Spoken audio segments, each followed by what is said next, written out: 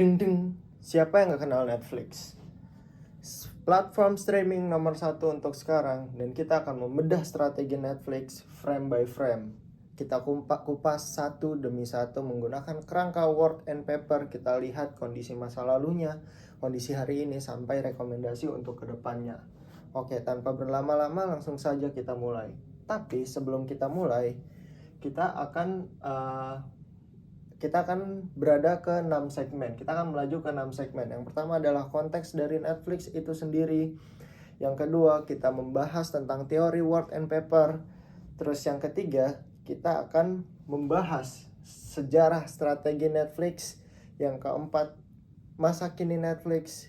Yang kelima, rekomendasi untuk masa depan Netflix. Dan kita tutup dengan kesimpulannya.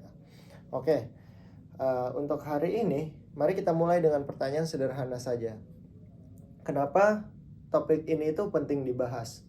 Netflix hari ini memiliki lebih dari 325 juta pelanggan berbayar di seluruh dunia dengan pendapat tahunan yang mencapai 45,18 miliar dolar di tahun 2025. Sebagai perbandingannya, di tahun 2012, sebelum konten original mereka dimulai, Netflix baru punya sekitar 33 juta pelanggan streaming. Nah, dalam kurun waktu sekitar 13 tahun, pertumbuhan mereka itu sekitar 10 kali lipat. Tapi, pencapaian yang besar ini tidak otomatis menjamin mereka akan terus berada di posisi teratas. Kompetisi dari Disney+, HBO, Apple TV, itu sikut-sikutan di atas sana. Mereka itu pemilik konten sekaligus platform distribusi, yang artinya mereka bisa menarik kontennya sendiri dari Netflix kapan saja mereka mau. Ini beda dengan tujuan awal Netflix yang awalnya adalah platform netral tanpa kepemilikan studio. Nah, prinsip yang mendasari seluruh presentasi ini adalah pencapaian besar tidak menjamin ketahanan di masa depan. Sejarah bisnis itu mencatat banyak sekali perusahaan yang gagal beradaptasi dan akhirnya tergerus zaman. Bahkan Blockbuster, kompetitor lama Netflix, itu dulu jauh lebih besar tapi akhirnya bangkrut di tahun 2010 karena gagal merespon perubahan pasar. Karena itu, perencanaan strategi sistem informasi perlu bersifat berkelanjutan dan antisipatif, bukan sekedar menunggu masalah baru direspon. Nah, alur presentasi ini kita bahas dulu dari sejarahnya, kemudian bagaimana Netflix saat ini, dan kemudian baru masa depan Netflix. Oke, kita next saja. Bagaimana strategi Netflix di masa lalu? Sebelumnya ini adalah pertanyaan yang akan mendasari presentasi kita ke depannya. Bagaimana strategi di masa lalu, bagaimana kondisi saat ini, strategi apa yang sesuai dengan saat ini, dan bagaimana rekomendasi untuk ke depannya. Oke. Sebelum kita lanjut ke pembahasan tentang Netflix, kita bahas dulu teori dari word and paper ini. Yang pertama adalah sebelum kita membedah, kita harus mendiagnosis dulu bagaimana lingkungan bisnis SITI-nya, terus internal eksternalnya seperti apa. Nah, kemudian setelah kita mendiagnosis, baru kita melakukan formulasi bagaimana perumusan strategi SITI-nya, baru kemudian kita melaju ke implementasi. Nah, kerangka yang kita pakai ada kerangka PES, 5 Force, Value Chain, SWOT, dan McFarlane Grid. Oke, kita lanjut saja. Yang pertama, masa lalu, yang mencakup dari rentang tahun 1997 sampai tahun 2025. Di babak ini kita akan melihat gimana keputusan-keputusan sistem informasi itu membentuk Netflix dari era penyewaan kaset terus ke DVD fisik, dari era penyewaan kaset dan DVD fisik sampai akhirnya menjadi perusahaan yang beroperasi sepenuhnya berbasis cloud. Oke, pada tahun 1997 sampai 2006 ini adalah era penyewaan DVD. Awalnya Netflix itu merupakan perusahaan penyewaan DVD yang cukup radikal pada masanya, karena mereka itu langganannya biaya tetap tanpa denda keterlambatan. Ini beda dari kompetitornya waktu itu, yaitu Blockbuster. Mereka itu justru dapat pendapatan yang diperkirakan sampai 40% itu dari denda keterlambatan. Jadi model bisnis Netflix ini secara langsung menyerang sumber pendapatan utama kompetitornya. Di periode ini juga Netflix mulai mengembangkan mesin rekomendasi berdasarkan rating dan preferensi pelanggan. Kemudian pada tahun 2007 dan 2002 sampai tahun 2012 ini adalah era peluncuran layanan streaming. Ini keputusan yang waktu itu cukup berani karena streaming ini baru populer itu 5 tahun setelah Netflix meluncurkan streaming. Nah, jadi dan waktu itu kecepatan internet sama teknologi streaming itu belum semapan sekarang. Jadi strategi Netflix ini terbilang cukup berani untuk melancarkan platform streaming untuk awal-awal. Nah, terus ada tragedi di mana Netflix ini kehilangan hampir 800.000 pelanggan, yaitu krisis Quickstar tahun 2011. Itu tadinya Netflix itu punya paket streaming sama DVD yang sebelumnya itu digabung dengan harga $9,99. Terus mereka itu mau mecah harganya jadi dua paket terpisah, masing-masing $7,89. Nah, hal ini 2 bulan kemudian itu pelanggannya itu dalam satu kuartal berkurang 800.000. Makanya manajemen membatalkan rencana pemisahan ini. Meskipun kenaikan harga tetap berlaku, cuman ini tuh jadi momen penting untuk dicatat oleh Netflix. Dan kemudian ada periode ketiga, yaitu era konten berbasis data. Momen ini yang paling ikonik itu peluncuran House of Cards di tahun 2013 yang membuat yang bukan cuma serialnya sukses, tapi ini cara Netflix untuk mutusin buat ngeproduksi film itu sendiri. Nah, mereka menganalisis pola tontonan dari puluhan juta pelanggan, kemudian menemukan irisan besar antara pelanggan yang menyukai drama politik Inggris versi original House of Cards di tahun 90-an dengan pelanggan yang menyukai karya sutradara David. Terus kemudian kita next. Nah, terus ada momen kedua nih, yaitu dari tadi kan transformasi dari DVD ke layanan streaming. Terus sekarang itu transformasi cloud dan ekspansi layanan bisnis. Nah, di tahun 2008 sampai 2016 ini tuh mereka migrasi arsitektur cloud.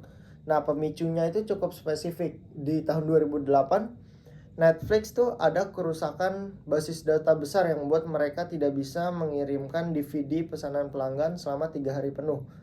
Dari insiden ini mereka itu sadar bahwa arsitektur pusat data tunggal itu terlalu rentan untuk skala bisnis yang terus bertumbuh. Solusinya mereka nggak cuman mindahin sistem lama ke cloud begitu aja, tapi bangun ulang hampir seluruh teknologinya dari awal. Nah, oleh karena itu Netflix itu sekarang punya basis data yang cukup baik. Nah, kemudian pada tahun 2020 ke tahun 2025 mereka ini ada ekspansi ke beberapa lini bisnis, termasuk game, terus berlangganan dengan iklan, kemudian pembatasan berbagi kata sandi untuk biasanya ada keluarga yang dia itu bagi-bagi oper-operan akun Netflix itu, jadi dikurangin sama Netflix. Dan hasilnya mereka itu mempunyai 325 juta pelanggan pada tahun 2025. Oke. Tadi itu kita dapat 6 pembelajaran kunci, yaitu yang pertama antisipasi strategis. Sebelum kejadian, kita tuh harus mengantisipasi sebelum dipaksa oleh pasar. Yang kedua itu ada teknologi. Kita punya teknologi, kita punya keunggulan. Kemudian 3, ada basis data yang kita miliki. Yang keempat ada budaya eksperimentasi. Yang kelima adalah horizon investasi jangka panjang, yaitu kita mengorbankan sedikit keuntungan kecil kita di masa kini. Yang penting kita punya fundamental kuat untuk kedepannya. Dan yang keenam adalah kecepatan kita dalam organisasi.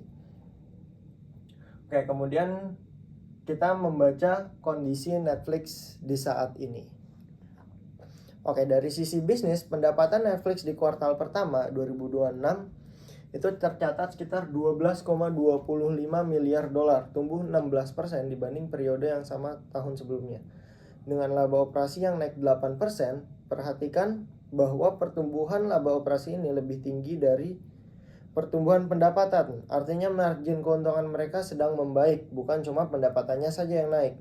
Nah, proyeksi untuk pendapatan setahun penuh 2026 itu berada di kisaran 50 sampai 51,7 miliar dolar dengan margin operasi sebesar 31,5%.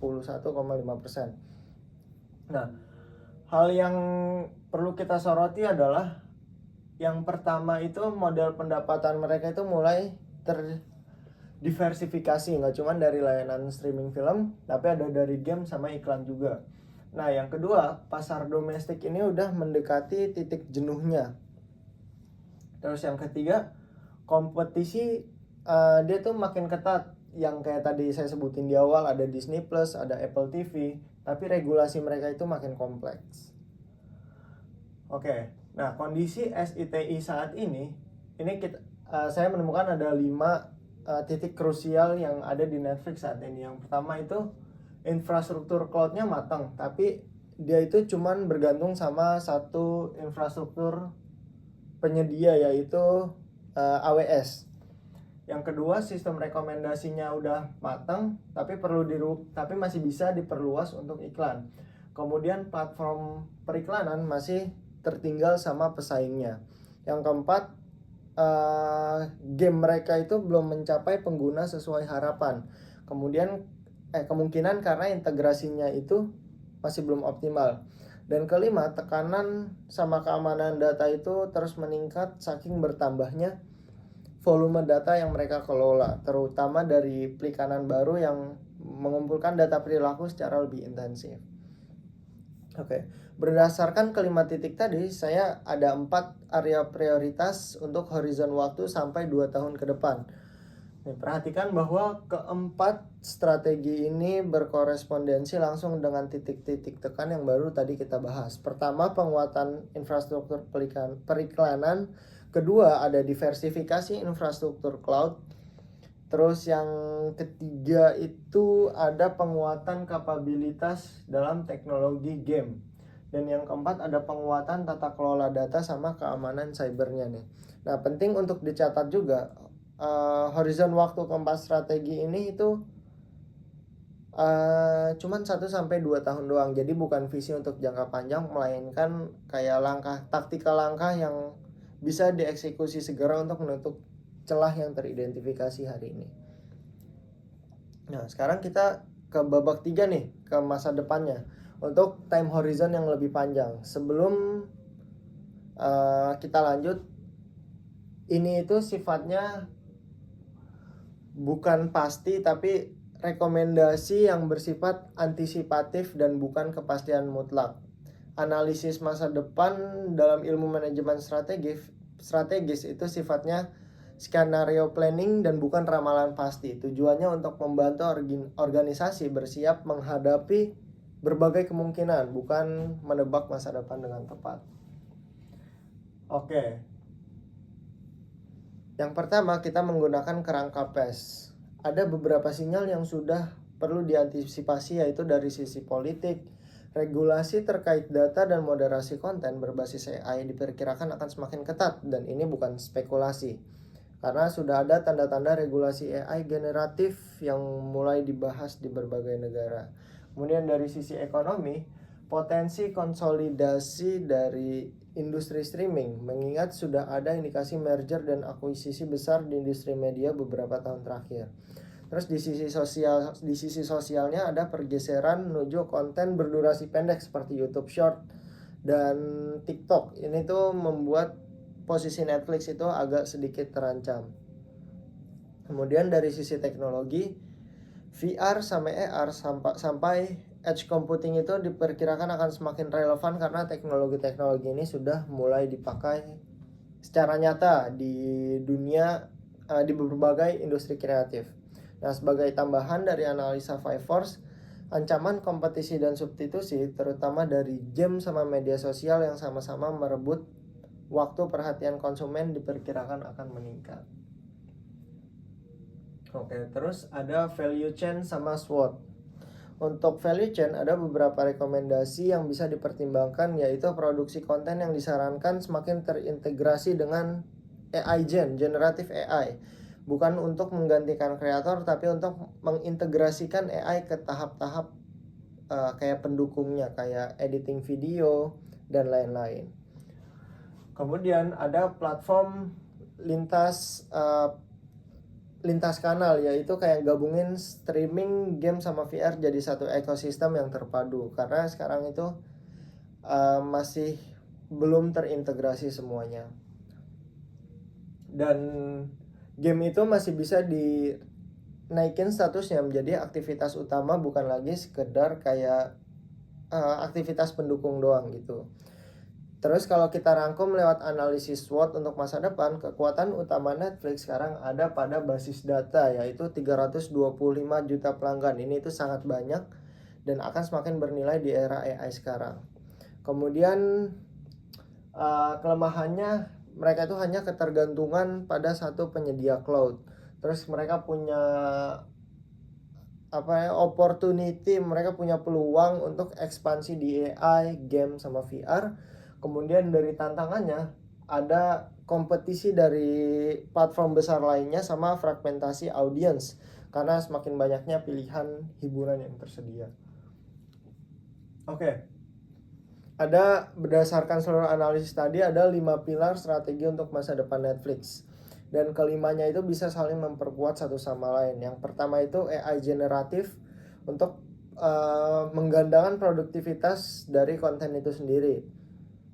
Dan yang kedua ada pengalaman yang bisa lintas kanal, yaitu kayak streaming, game sama VR. Yang ketiga adalah data sebagai aset strategis Netflix yang juga bisa menjadi dasar pengambilan keputusan bisnis yang lebih luas, bukan cuman soal personalisasi konten, tapi juga bisa untuk investasi konten, pricing sama ekspansi pasar. Yang keempat adalah ketahanan infrastruktur melalui strategi multi cloud, jadi tidak hanya bergantung ke satu cloud doang. Dan yang kelima itu adalah keamanan cyber serta privacy yang lebih lanjut yang bisa dipastikan untuk para customer.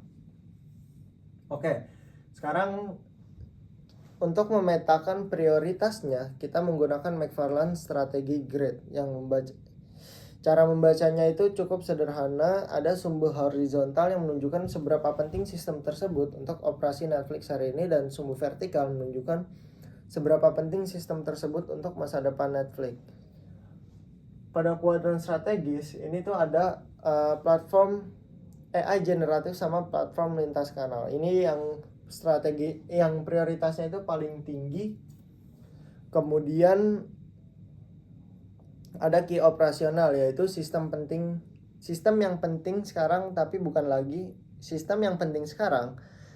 bukan lagi pembeda kompetitif ke depannya. Ada sistem streaming, billing sama autentikasi yang perlu dijaga tetap stabil, tapi butuh inovasi besar-besaran. Terus yang di high potensial dengan porsi investasi yang disarankan tetap moderat, itu ada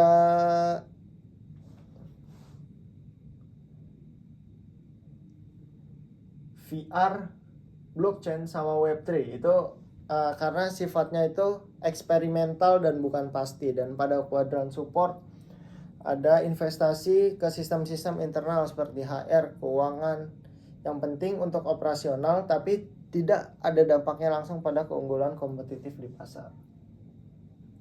Oke, kesimpulannya, Netflix itu udah berdiri dari tahun 1997 dan para manajemennya ini udah berani ngambil keputusan yang berbasis data dan bersiap lebih dulu sebelum dipaksa oleh pasar. Kemudian kondisi saat ini Netflix itu masih kuat, tapi ada tekanan yang harus Netflix hadapi. Dan masa depan ada 5 pilar strategi dan portofolio aplikasi berorientasi AI sama lintas kanal. Kemudian ini kesimpulan, satu hal lagi yang penting dicatat secara metodologis.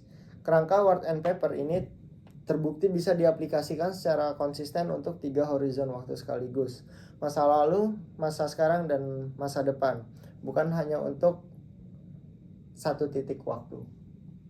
Jangka pendek itu kita bisa memperkuat infrastruktur iklan, diversifikasi cloud, terus kapabilitas game sama keamanan datanya. Dan untuk jangka panjang kita bisa mengintegrasikan AI, platform lintas kanal, dan mengelola data privasi user. Sekian dari saya. Wassalamualaikum warahmatullahi wabarakatuh.